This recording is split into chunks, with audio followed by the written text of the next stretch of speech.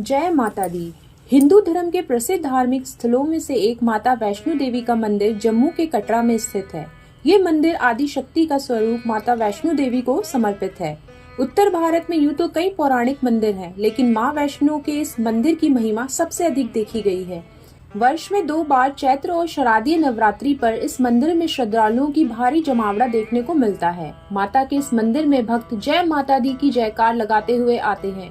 यहाँ भक्तों का हर्षोल्लास देखने वाला होता है। लेकिन माता के इस मंदिर का इतना महत्व क्यों है और इस मंदिर की कहानी क्या है, चलिए जानते हैं।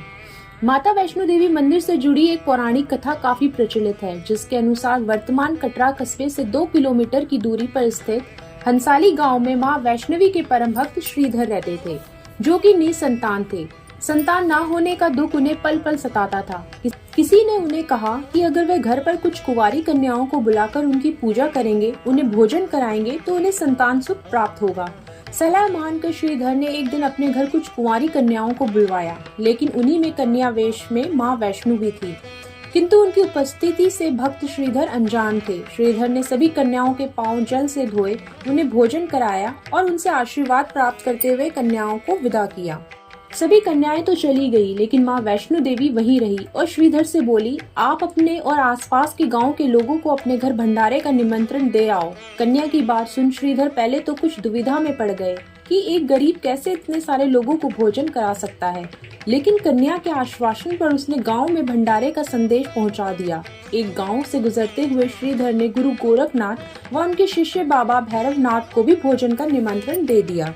श्रीधर के इस निमंत्रण से सभी गांव वाले अचंभित थे। वह समझ नहीं पा रहे थे कि वह कौन सी कन्या है जो इतने सारे लोगों को भोजन करवाना चाहती है। लेकिन निमंत्रण के अनुसार सभी एक एक करके श्रीधर के घर में एकत्रित हुए। अब सभी आ तो गए, लेकिन उन्हें भोजन कराने के लिए श्रीधर के पास कुछ नहीं था। तभी माता वेश में आई कन्या ने एक विचित्र पात से सभी को भोजन परोसना शुरू किया। भोजन परोसते हुए जब वह कन्या बाबा भैरवनाथ के पास गई, तो उसने कन्या से वैष्णव खाने की बजाय मांस भक्षण और मदिरा पान का अनुरोध किया।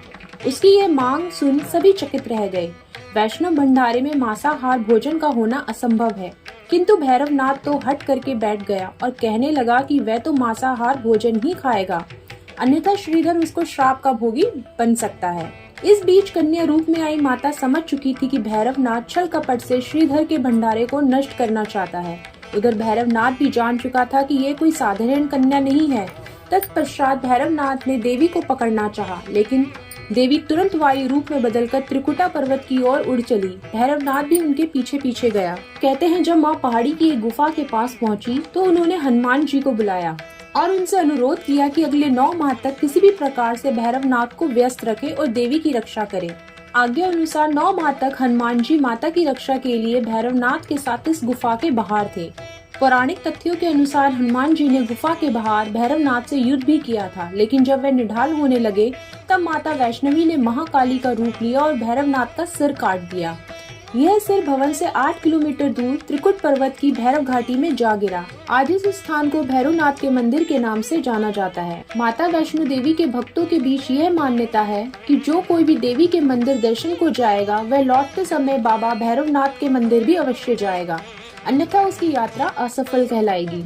इसके पीछे भी एक कहानी है। कहते हैं कि अपने किए पर पछतावा होने पर भैरवनाथ ने देवी से क्षमा मांगी और बदले में देवी ने कहा कि जो कोई भक्त मेरे दर्शन करने इस पवित्र स्थल पर आएगा, वह तुम्हारे दर्शन भी अवश्य जरूर करेगा, अन्यथा उसकी यात्रा पूरी नहीं कहलाएगी। जिस गुफा में देवी ने तपस्या की थी उसे अर्धकुमारी गुफा के नाम से जाना जाता है। इस गुफा से ठीक पास बाण गंगा है। यह वह स्थान है जहाँ तीर मारकर माता ने प्यासे हनुमान जी की प्यास बुझाई थी। वैष्णो देवी मंदिर आए भक्त इस जल धारा पर स्नान अवश्य करते हैं। यहाँ के जल को अमृत माना जाता है। वैष्णो देवी मंदिर के गर्भगृह में माता की 3 पिंडियां विराजित है। कहते हैं कि भैरवनाथ को क्षमा देने के बाद देवी इन 3 पिंडियों में परिवर्तित हो गई थी और हमेशा के लिए कटरा की इस पहाड़ी पर बस गई। भक्त श्रीधर जब कन्या रूपी देवी को खोजने पहाड़ी पर आया तो वहाँ उसे केवल 3 पिंडियां मिली। उसने इन 3 पिंडियों की विधिवत पूजा भी की।